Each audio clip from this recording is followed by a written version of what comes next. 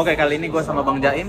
Bang Jaim, ini adalah orang yang menurut gue salah satu orang paling sibuk gila di Kayseri. Kayseri. Menurut gue sih orang, memang lu menurut gue yang setahu gue ya di antara anak-anak lu salah satu yang tersibuk lah. Makanya ini gue ngajak lu buat ngobrol gimana cara mengatur waktu lu, karena tahun kemarin ya, lu waktu tahun kemarin kan kelas tahun kedua kuliah ya. Tahun kedua Tahun kuliah kemarin, ya kan? Tahun kedua lu tuh kuliah sekalian ikut tiga organisasi nggak? Lima organisasi, gendeng kan? Gendeng kan? Gua kira tiga loh, tuh. Gua kira tiga. Apa aja? Kalau di Turki mah adanya PPI ya? Iya, PPI. Ada BEM, PPI Turki, PPI Kayseri, Madrasah Fatih, PCINU, satu lagi. PPI TV Turki. PPI TV Turki. Ya. Terus ada lagi di luar Turki, Indo gitu. Nggak ada, Berarti total 5 kan? Nah, di dua ada sih, tapi cuma rahasia. Oke, organisasi udah. partai. Oke, berarti 6 lah ya. 6 lah ya. Udah 6, Iya. 6 lah ya. Jadi berarti kan oke, kesannya mungkin orang-orang bisa bilang, lu pada bisa bilang ya kan yang offline kan cuman PPI wilayah, PPI Kayseri doang. Sisanya kan mungkin rapatnya online, PPI Turki online, PCNU itu mungkin online, terus PPI TV Turki itu mungkin online, terus yang di Indo online. Tapi kan untuk komitmen langsung ke 6 organisasi dalam satu waktu sambil kuliah kan, buat orang yang belum pernah ngelakuin, gua kayaknya berat deh. Tapi kenapa lu bisa Berat. ini? Oke, pertanyaan pertama, ini langsung aja ke pertanyaan pertama. Mana tuh? Kenapa berarti kalau dilihat dari lu banyaknya organisasi yang lu ikutin, berarti kan lu suka berorganisasi, sosialis banget kayaknya orangnya ya kan. Nah, apa benar itu karena lu suka, atau memang sebenarnya tuh lu nggak suka, tapi memang ya ini yang harus gua lakuin buat mencapai mungkin titik tujuan gua gitu. Apa tuh? Karena lu suka, atau memang sebenarnya lu nggak suka tapi memang harus gue laluin, udah gue terabas gitu. Ya. Sebenarnya gue kalau misalkan waktu sebelum kuliah, gue dulu SMA ya di Jogja. Kalau gue tuh dulu emang dari SMA suka banget kayak kegiatan-kegiatan organisasi, bukan kegiatan organisasinya sih, kayak suka melayani, menolong orang. Kalau misalkan dulu waktu SMA, saya dulu nyantri, saya dulu suka nolongin adik kelas, nolongin satu ustazah buat memajukan visi misi sekolahnya gitu. Pun itu ketika saya udah di Turki juga. Sebenarnya kalau misalkan kita lihat organisasi di Turki sama di Indonesia kan jelas beda. Apa bedanya? Apa bedanya? Kan Kalau sama-sama misalkan, orang Indo. Iya, sama-sama orang Indo, Tapi cuman apa bedanya? ritme permainannya tuh beda. Sama kayak yang lu katain tadi, ada yang online, ada yang offline. Iya, siap. Nah, kalau misalkan di Indonesia kan organisasi kampus itu kebanyakan emang offline ya, dan kebanyakan mereka itu tuh hanya bisa memilih 1-2 organisasi yang literally itu offline aja gitu. Ya, misalkan Dibatasin emang? nggak dibatasin, cuman ya di luar kemampuan mereka aja. Oke. Kayak misalkan ada BEM pusat sama BEM fakultas. Oke. Mau ikut salah satunya atau keduanya. Nah, kalau misalkan saya kan karena saya ikut 5 organisasi yang offline itu cuma 1 berarti BPI Kayseri, yang lainnya online, makanya saya pilih 5 organisasi itu tadi. Dan ya kalau misalkan kita mau organisasi hybrid, bukan hybrid ya, organisasi online itu tuh enaknya kita tuh bisa fleksibel dalam mengatur waktu, fleksibel dalam mengatur kegiatan ya, dan sebagainya. Dan di sisi lain juga, kalau misalkan kita ikut organisasi online, itu tuh lebih efisien waktunya. Jadi misalnya nih, bandingin antara organisasi offline sama online. Kalau online, itu dia cenderung lebih efisien karena misalkan nih, kita ada jadwal rapat jam 8. Ya paling berangkatnya 10 menit, jam 8 lebih 10, ya syukur-syukur dapat on time, atau enggak ya melesetnya jam 8 lebih 5 lah. Jam 8 lebih 5 menit. Kalau misalkan nggak ada kan gampang, tinggal telepon. Kalau misalkan telepon nggak bisa, lanjut aja, tinggal rapat. Nah, belum kalau misalkan kita lagi mau kumpul offline. Kalau kumpul offline itu kan agak susah ya. Maksudnya lu harus spare waktu buat yang namanya masak, perjalanan. Belum lagi kalau misalkan di perjalanan ada kendala. Nah, itu kan jadi salah satu poin utamanya kenapa organisasi di Turki dengan Indonesia itu beda. Makanya saya ikut 5 organisasi sekaligus Karena online tuh easy. Karena online. Justru online tuh easy ya. Iya. Iya sih. Mungkin menurut lu ya mungkin easy lah ya nampaknya, tapi kan ya ibaratin kayak lu work to home sama work to office lah. Kalau iya misalkan sih. orang-orang yang work to home kan mereka fleksibel ya, kerjanya kapan, mau rapatnya kapan, sesuai dengan janjian dan bisa di mana aja. Terus kalau misalkan work to office, lu nggak bisa spare waktu lu lebih karena emang aturan kantor tuh berlaku. Iya sih. Tapi kan iya sih. Memang sih kalau yang kayak yang lu bilang apa namanya, kalau meeting offline tuh kan, meeting offline ketemuan memang butuh waktu yang banyak, perjalanan segala macam. Tapi kalau online kan misalnya sekarang tahu-tahu kita tahu-tahu ketuanya keinget sesuatu yang perlu dibahas, sekarang langsung rapat yuk, bisa mungkin bisa kan kayak gitu kan online. Bisa. Nah, tapi kan 6 kan. 6. Pernah nggak? Mungkin pasti pernah. Apa tuh? Dan kalau pernah, gimana lu cara ininya ngaturnya? Yang satu nih, organisasi pertama lu bakal meeting online, pokoknya jadwalnya tabrakan antara organisasi sama organisasi dua, bahkan mungkin 3 organisasi dalam satu waktu gitu loh. Mereka tuh ngajak waktu yang bareng gitu. Lu pernah gitu nggak? Pasti pernah. Sering. Terus gimana tuh? Sering. Ya karena alhamdulillah ya, wa innalillah juga kalau misalkan di 2 organisasi ini tuh saya dapat jabatan yang tinggi. Jadi saya 2 organisasi ini. Gak salah sebutin lah ya. Oke, 2 organisasi ini mempunyai jabatan yang tinggi. Jadi saya lebih punya power. Gue yang ngatur jadwal rapat, gue yang ngatur kegiatan rapat dan pembahasan rapatnya juga. Dan gue ngatur arah organisasi ini bakal kemana aja. Itu sih. Iya sih, benar. Itu enaknya. Dan itu perlu dengan pertimbangan. Dan di sisi lain juga nih, saya mau ngasih bocoran dikit. 3 organisasi yang lain tuh apakah aktif? Ternyata emang nggak seaktif itu. Jadi organisasinya pasif. Tapi meskipun di sisi lain ada salah 1-2 pertemuan atau salah 1-2 project, ya alhamdulillah itu udah terjalankan sih 1 tahun kemarin gitu. Oke. Nah terus yang kedua nih, gua nanya ke lu kan, organisasi online tuh kan seringnya meetingnya online gitu kan. Itu tuh maksudnya membahas project yang bakal dilakukan offline atau online juga kebanyakan? Tergantung sih. Kalau misalkan organisasinya itu kita lintas provinsi di Turki, kayak Madrasah Fatih di Turki, itu kebanyakan emang online. Yang offline itu dikit. Karena kita ya karena organisasi pelajar dan kita emang nggak diafiliasi sama lembaga manapun yang bahasanya ngasih uang saku kepada organisasinya. Maka dari itu kita juga ada pertimbangan uang juga ketika kita pengen mengadakan kegiatan offline. Kan kalau misalkan offline kan kita harus kumpul di satu tempat tuh, di Istanbul, kalau nggak Ankara, di KBRI, kalau nggak ya di tempat-tempat yang emang buat piknik gitu, karena kita butuh refreshing antar organisasi. Itulah misalnya. Nah, bedanya kalau misalkan yang offline kayak PPI Kayseri itu emang lebih sering buat ke pengadaan agenda kayak pengajian atau kelas kepemimpinan. PPI Kayseri. Ya. Karena kan PPI Kayseri memang Zaten kan wilayah, lu tinggal di Kayseri. Tapi maksud gue yang online ini loh. Iya, kebanyakan online. Kebanyakan online. Iya. Kebanyakan online. Iya. Nah, dalam proses setahun itu berarti kan 6 organisasi itu kan dalam setahun lu megangnya kan. Nah, dalam setahun itu pernah nggak lu ngerasa kayak berat sampai kayak aduh ngapain sih gua ngikut 6 ini, terlalu banyak lah, jadi gua nggak bisa ngontrol, karena jadi nggak enjoy, bukan pengen ngancurin komitmen lu sama organisasi itu, gua keluar dari organisasi, enggak sampai kayak gitu, tapi seenggaknya ada rasa aduh udah males lah, bawaannya jadi males justru, bukan jadi positif justru. Pernah gitu nggak sih? Sering pernah kayak gitu justru juga. pernah ada rasa Pernah. Dan itu menurut lu normal nggak? Normal banget. Perasaan kayak gitu normal banget. Cuman ini yang perlu lu tahu ya, kalau gue itu kan ya bukan gua doang. Lu juga, kita semua juga sama, orang-orang di sepantaran kita tuh kan lagi nyari-nyari passion ya, biasanya ya. Passion apa yang menurut lu bisa sesuai dan nyaman buat karir lu ke depan tuh, apa yang pengen passion lu jalani buat kedepannya gitu. Nah, kalau misalkan kata guru saya, passion itu, gue tanya ke lu dulu ya, passion itu apa? Passion adalah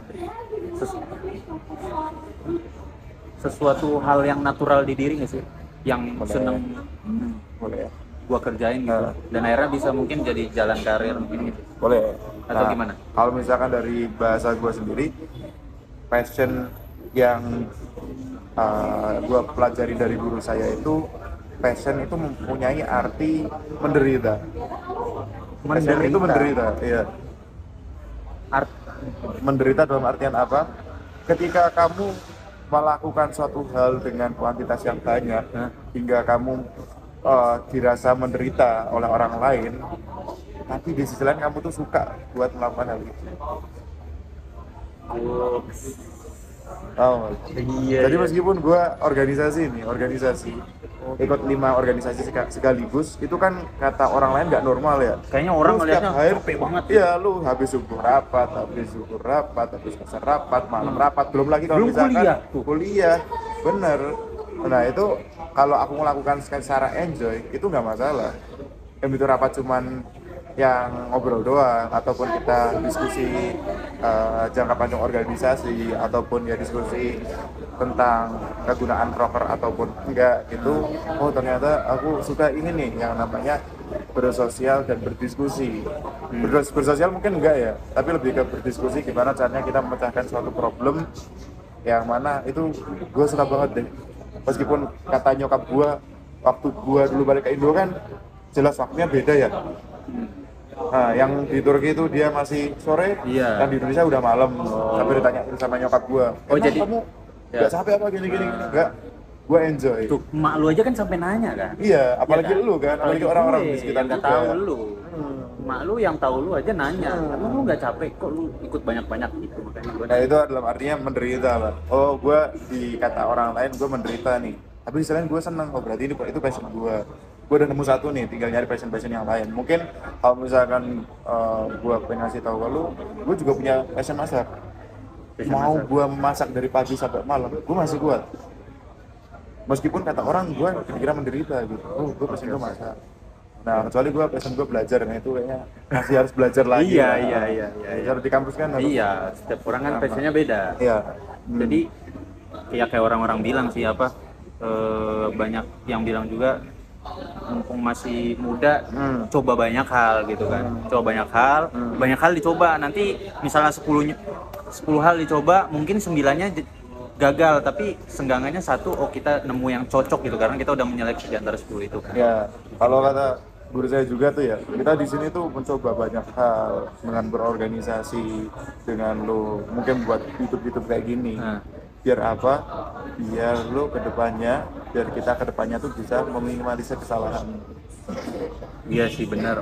Iya benar. Poinnya di situ, bisa meminimalisir kesalahan. Di sisi lain orang-orang yang lain baru pertama nyoba meskipun dengan modal yang banyak, tapi dia nggak tahu kesalahan A, B, C, D, dan segala macam. Sedangkan lu udah tahu perjalanannya lu kayak gimana, kesalahan lu A sampai Z itu kayak gimana. Bahkan lu dengan modal segini yang bisa dibilang lebih kecil daripada yang dia baru mulai, kamu bisa lebih maju daripada mereka. Karena lu udah tahu kesalahannya apa. Minimalisir kesalahan. Gitu. Iya. Tapi juga apa ya? Ini pertanyaan terakhir deh, langsung aja deh. Gua nggak jadi nanya tadi. Ini pertanyaan terakhir. Menurut apa ya? Lebih impactful mana? Organisasi online atau offline gitu, atau sebenarnya sama-sama impactful, beda aja ininya, jalannya aja beda, atau jangan-jangan karena ada teman-teman gue ikut ini organisasi online itu cuman buat kayak numpang jabatan aja, ngerti nggak maksud gue, biar mejeng aja gitu, karena dia tahu kenapa dia justru ikutnya online, dia nggak mau offline karena nggak mau ribet, dia maunya online, tinggal rapat doang, terus gue ada jabatan, ngerti nggak? Ngerti. Gue tuh ikut ini loh, organisasi ini loh, padahal organisasi dia tuh tahu organisasinya karena online doang, dia tuh tujuannya ya itu buat mejeng nama aja gitu. Nah kalau apa namanya, lah menurut lo ini lebih impactful mana? Keduanya impactful. Karena gini, bahwa sekarang tuh kita tahu bahwa kita tuh sekarang hidup di dua dunia. Yang pertama Dunia apa nih? dunia beneran, dunia asli yang sekarang kita ini sama dunia maya. Oh. Jadi bagaimana caranya kita tuh bisa hidup dan menghidupi di dunia maya dan di dunia asli, dan bagaimana caranya kita tuh bisa berkarir dan memanfaatkan karir kita tuh di antara dua dunia tersebut. Nah, gini, pernah lihat nggak orang itu tuh kalau misalkan lagi di podium itu bagus banget, dia bicaranya cases dan tatapan matanya juga tajam ke arah audiens gitu. Tapi giliran nanti pas dia lagi nge-zoom gitu, dia malah image-nya jelek, tatapan matanya dia nggak fokus kemana-mana, harusnya ke kamera, ya kayak gitulah contohnya. Jadi kita juga belajar personal branding juga lewat online sama offline yang gimana. Dan sekarang kan kita emang zamannya teknologi ya, gimana caranya kehidupan kita tuh, life update kita tuh atau citra kita tuh bisa tersalurkan oleh media, dan itu benar-benar harus bisa naturally. Nah, itu yang harus kita pelajari juga. Aku pun juga sama, gimana caranya bisa membangun citra seorang Zainul Musyafa, entah itu di offline ataupun di online. Itu tuh jadi salah satu pembelajaran. Apalagi kalau misalkan dulu waktu track record pertama aku tuh gue fokus ke organisasi online. Makanya gue kalau misalkan gue dulu online tuh paling gercep. Oke, kalau misalkan suruh ngobrol juga yang tas karena emang dasarnya gue tuh suka ngobrol. Gue tuh kalau misalkan belajar public speaking tuh suka ngomong sendiri gitu. Kalau misalkan kita ngobrol, tapi kan kita ngobrol sendiri ya. Nah, itu jadi salah satu poin utama juga. Dan bahkan ketika saya ditawarin dulu waktu di organisasi offline, saya kaget. Aduh, oh beda ya vibes-nya ya? Oh gitu justru ya? Iyalah. Oh justru lu karena dulu nyobanya online? Karena karena gue orangnya jujur ya, gue gak suka bersosial, gak suka nongkrong kayak gini. Makanya gue agak kaget. Itu jadi salah satu bridging pertama waktu gue ikut organisasi, yaitu online dulu. Terus ikut offline agak kaget, tapi lama-lama terbiasa. Oh, tongkrongan tuh kayak gini. Jadi kita tahu gestur tubuh kita tuh kayak gimana ketika kita ngobrol offline.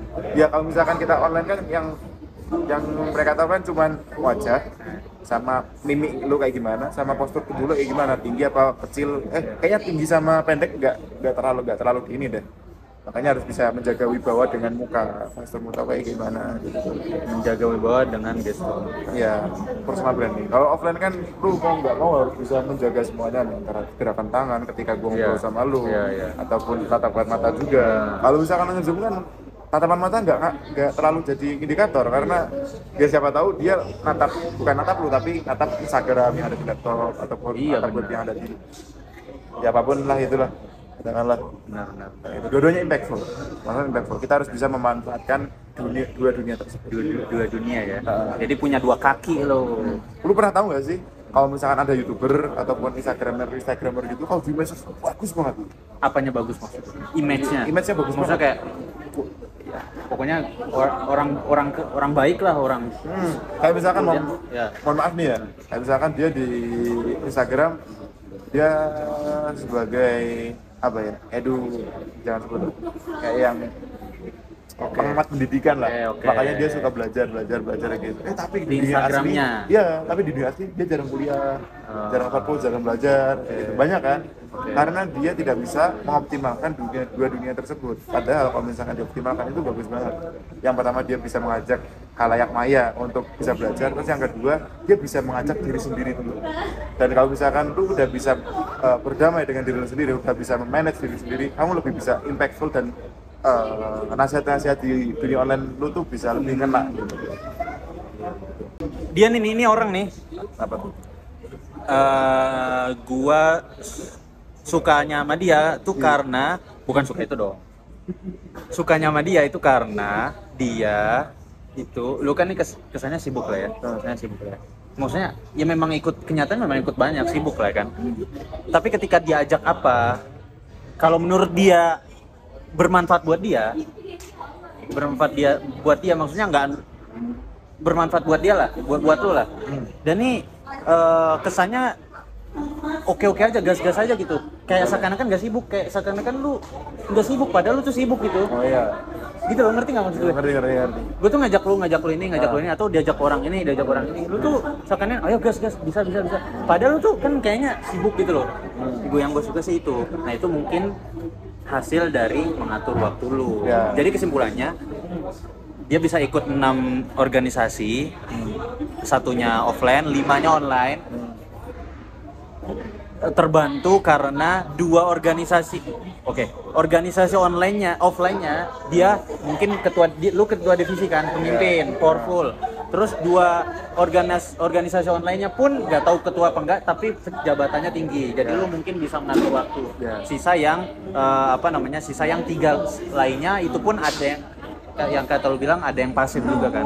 Jadi lu bisa ngatur waktu itu, lu punya power di situ, manfaatin itu, dan gak ada salahnya. Gak ada salahnya. Jadi, gue mau cerita dikit dulu ya. Ini waktunya aman gak sih? Aman. Baterainya? Aman. Ya, aman. Jadi dulu tuh, gue tuh paling bingung. Ya semua kita bingung. Seorang anak muda tuh di sini ditatapkan dengan fase fase kebingungan lah. Ya, masa kebingungan semua bingung, gue yang jadi apa, nanti ke depannya kayak gimana. Pasti banget sih. Pasti sih. Dan aku pengen menghilangkan kebingungan itu tadi itu dengan beberapa cara, termasuk dengan meluapkan segala tenaga aku, segala ego aku buat yang ikut yang namanya kegiatan-kegiatan organisasi. Meskipun kalau kata orang tuh kayak yang nggak mungkin banget lu jalan akademik sama yang namanya organisasi. Nah itu salah satu. Ada orang bilang gitu juga. Ya banyak. Nggak ideal banget lu bisa nyelesain akademik lu, tapi lu juga bisa nyelesain ini lu. Maksudnya kalau akademik dibilang bagus ya standar orang-orang Indo lah ya. Orang Indo seberapa, tapi kok bisa menyamakan mereka gitu. Bahkan ya alhamdulillah bisa lebih bagus. Kalau misalkan lebih jelek pun harus ditancap gas lagi buat kedepannya lebih baik lagi gitu. Nah, gue baru sadar kalau misalkan di fase-fase kita, di fase kuliah loh ya, itu tuh cuma punya 3 waktu besar. Waktu yang pertama, yang paling utama dan yang paling penting itu adalah waktu istirahat. Yang kedua itu waktu belajar atau waktu kuliah. Terus yang ketiga itu adalah waktu nge-journey atau waktu kreatif, explore. Bahasanya itu loh. Nah, aku belajar dari 3 big time in student. Jadi gue belajar banyak dari pembagian 3 waktu besar ini. Bagaimana caranya aku harus bisa menyeimbangkan ketiga waktu ini. Nah, kalau misalkan teman-teman pengen nyoba nih mengalokasikan waktu-waktu teman biar bisa produktif, hal yang paling pertama itu yang harus teman-teman lakukan adalah time lock. Time lock kunci gitu. Bukan LOG. LOG time lock. Oke. Time lock.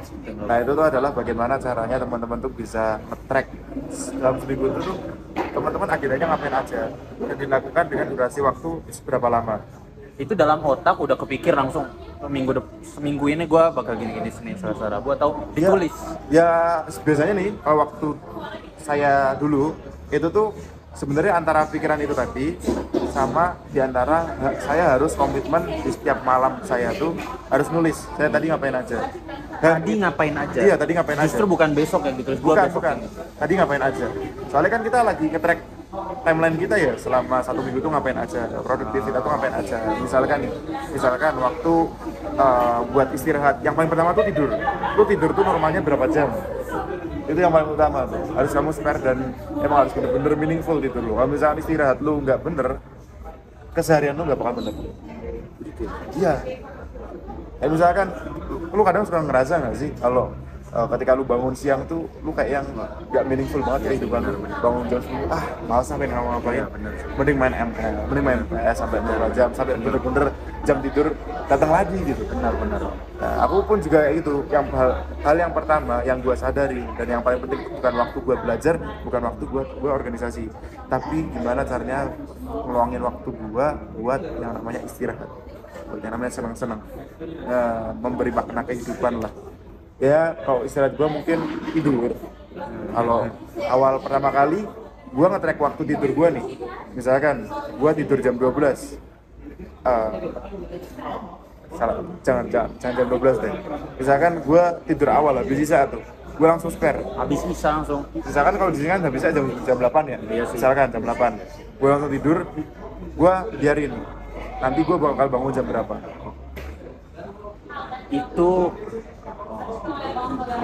Itu tuh sebagai patokan awal lo ya? Iya, ngasih patokan dulu.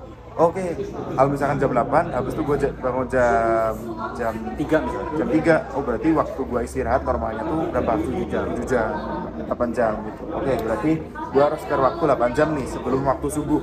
Karena kita butuh yang namanya morning spiritual. Morning spiritual itu penting. Kegiatan di mana kamu tuh pagi-pagi tuh bisa mencuri start dan harus memberi target-target di hari itu tuh kamu harus ngapain aja biar kehidupan tuh bisa meaningful dan lebih produktif lagi. Orang-orang yang nggak ada spiritual morning, yaitu kadang mereka sudah kecolongan duluan meskipun dia sholat subuh nih, ini belum sholat subuh, tapi kalau misalkan lo tidur lagi dan bangun jam 10, ya sama aja nggak sih? Sama aja, cuman yang kayak menggunakan kewajiban. Tapi kalau misalkan lo spiritual morning, kayak misalkan lo habis subuh lo mungkin merenung dikit ataupun nulis lo kegiatan hari ini atau olahraga, itu lebih meaningful lagi, lebih sehat lagi buat ngejalanin hidupku kedepannya kayak gimana. Makanya jangan heran kalau misalkan orang-orang tua kita tuh ya, itu kalau misalkan mereka kecolongan subuh aja kayak yang mereka tuh udah bukan nyesel ya. Iya, nyesel dan mohon maaf kayak bukan orang sukses loh. Orang tua yang udah sukses tapi bangun yang masih kesiangan tuh kan bukan jalan orang sukses, kecuali kalau misalkan dia emang sakit ataupun emang lagi ada kerjaan malam-malam gitu. Itu harus bisa spare waktu. Itu yang pertama istirahat. Harus tahu jam istirahat dan harus yang namanya time lock. Dalam 1 minggu kamu ngapain aja. Nah, habis itu yang kedua, kamu harus bisa menentukan waktu belajar lu. Terus yang ketiga, waktu kreativitas lu, atau yang kata lu explore lu mau coba belajar tentang kamera, visual, vlog, public speaking, atau organisasi, itu kan udah include di dalamnya. Ya semua enggak, yang penting diatur aja waktunya. Kalau misalkan saya tuh ngatur waktu, oke, jam tidur saya udah saya tetapin 7 jam. Saya itu punya waktu 7 jam. Itu nggak boleh diganggu gugat. Nggak boleh. 7 jam. Karena saya sebagai muslim, maka saya hitung mundurnya dari waktu subuh. Misalkan jam 4 subuhnya atau jam subuhnya, berarti nanti dikurangi 7. Oh, berarti gue harus tidur jam 10. Oh, gue harus tidur jam 8 malam gitu. Habis itu nanti baru siangnya itu lagi yang namanya beraktivitas kegiatan dan dihabisin. Jangan sampai tidur siang gitu. Karena lu udah netapin waktu tidur rumah. Ya, dan dihabisin malam. Ya, dan begitu pula dengan waktu belajar dan waktu kreativitas. Nah, waktu kreativitas, waktu organisasi saya itu tuh benar-benar harus dimanfaatkan meaningful. Karena saya punya waktu 7 jam nih buat beraktivitas. Kan kita hidup 24 jam ya. 7 jam udah dikurangin. Jadi berapa? 14. Enggak lah. Enggak dong, 17 dong. 17. Habis itu kurangin lagi, dan waktu organisasi saya tuh 7 jam setiap harinya. Ya udah saya luangin waktu tuh buat ikut organisasi, 1 jam buat ini, 1 jam buat ini, 1 jam buat ini. Nah, itu jadi lebih meaningful. Dan jadi saya juga bisa bersosialisasi dengan teman-teman saya. Cuy, gua cuma punya waktu 1 jam, tolong jangan telat ya. Oke. Bisa disosialisasikan dengan bagus. Nah, itu sih. Jadi itu waktu kreativitas. Kan tahun sebelumnya waktu saya sibuk-sibuknya kan waktu kreativitas saya tuh nggak ada waktu yang lain. Kayak waktu buat vlog itu kan nggak ada, bener-bener waktu buat organisasi aja. Setelahnya itu waktu akademik, waktu kuliah. Nah, itu entah itu gua buat kuliah ataupun mereview materi kuliah ataupun explore tentang mata kuliah gua dalemin gitu sih. Terus lebih dari itu kita harus punya yang namanya mindset bahwa waktu itu adalah value atau nilai. Lebih dari uang ya, tapi waktu itu adalah nilai. Itu lu mau nganggap uang, itu lu mau nganggap value diri lu, atau itu apapun lah. Value kan artinya kan sesuatu hal yang kita anggap penting, atau sesuatu yang ke masyarakat penting. Maka dari itu waktu itu adalah uang. Nah, saya tuh belajar dari abang saya. Waktu SMA kan kita masih suka membuang-buang waktu, menunda segala macam hal kayak gitu. Bahkan kita tuh nggak tahu bahwa waktu itu seberharga itu loh. Bahkan udah ditazkir atau diingatkan oleh banyak orang bahwa kematian itu udah deket, masih aja kita tuh ngeyel. Nah, kalau dulu waktu SMA saya juga megang banyak organisasi juga.